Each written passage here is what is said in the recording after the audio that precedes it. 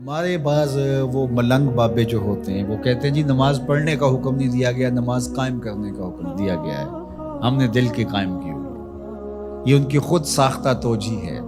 نماز قائم کرنے کا حکم اہل ایمان کو دیا گیا حضور کی وساطت سے، اور حضور علیہ السلام کو حکم دیا گیا کہ نماز قائم کریں، تو آقا کریم علیہ السلام سے بہتر اس کا مفہوم کون سمجھ سکتا ہے؟ تو آقا کریم نے رکوع اور سجود والی نماز پڑھی اور قیام نماز کا عملی اظہار لوگوں کے سامنے رکھا، پھر اس کے اندر کیفیت کس قدر ہو تو یہ پھر جتنی قربت اللہ کی بندے کو نصیب ہوگی اس قدر وہ آگے بڑھتا چلا جائے گا۔ تو یہ باطل توجیہات یہ جاہل لوگوں کی، جس کے بدن سے بدبو کے ببوکے پھوٹ رہے ہوں اور جس کے جسم میں جوئیں پڑی ہوں اور جس نے 6 سال سے غسل نہ کیا ہو، وہ اس اعتماد سے کہہ رہا ہوتا ہے ہم نے قائم کی ہوئی ہے، ہم نے دل کی قائم کی ہوئی ہے۔ اللہ اکبر۔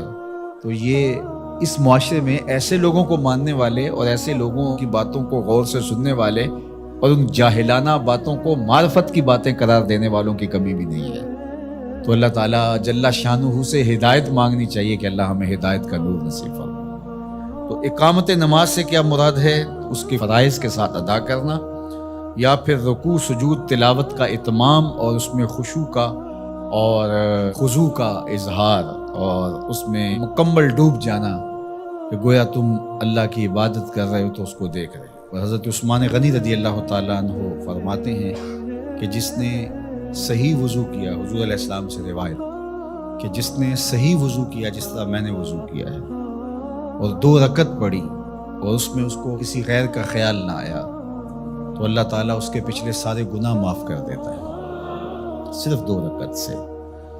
لیکن اگر ساری نماز ہی خیالوں سے بھری پڑی رہی اور تصورات کہیں اور بھٹکتے رہے اور انسان کھڑا نماز میں ہے لیکن بہکتا کہیں اور رہا، تو پھر وہ نماز کی صحیح اقامت نہیں ہوگی۔ تو اقامت صلاۃ سے مراد جو ہے وہ یا تو اس کو فرائض و واجبات کے ساتھ ادا کرنا، اور دوسرا مفہوم کی خشوع کے ساتھ پورے اراکین کا اعتدال اور اتمام، تو دونوں اس کے مفہوم بیان فرمائے گئے۔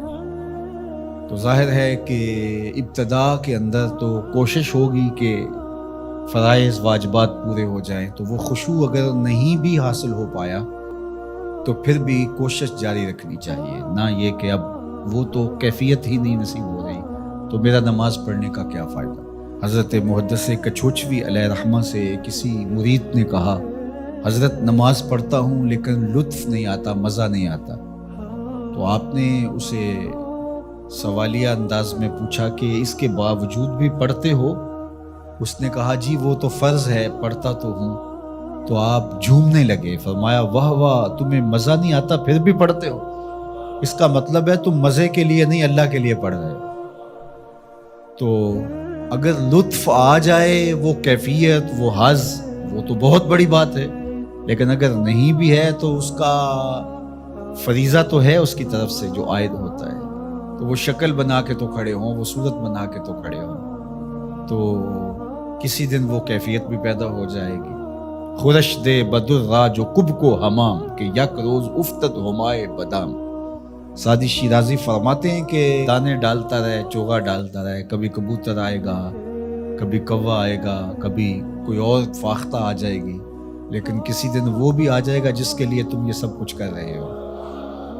تو اس لیے محنت کو جاری رکھو، کوشش کرتے رہو، تو ایک دن انشاءاللہ اس کیفیت میں بھی چلے جاؤ گے۔ دروازہ کھٹکھٹانا چھوڑنا نہیں ہے، دستک دیتے رہو، کبھی تو بوا کھلے گا نا، کبھی تو آواز آئے گی کھلا ہے دروازہ آ جاؤ اندر، پھر اندر سرور کی وادی ہوگی، کیف کا جہاں آباد ہوگا۔ اور آقا کریم نے ہمارے لیے آسانی پیدا فرما دی کہ اللہ کی عبادت اس طرح کرو کہ گویا تم اسے دیکھ رہے ہو، اور اگر یہ نہیں تو کم از کم یہ کیفیت تو ہو کہ وہ تمہیں دیکھ رہا ہے۔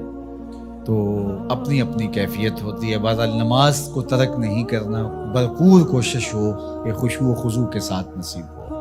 تو نماز کی اقامت کا یہی مفہوم۔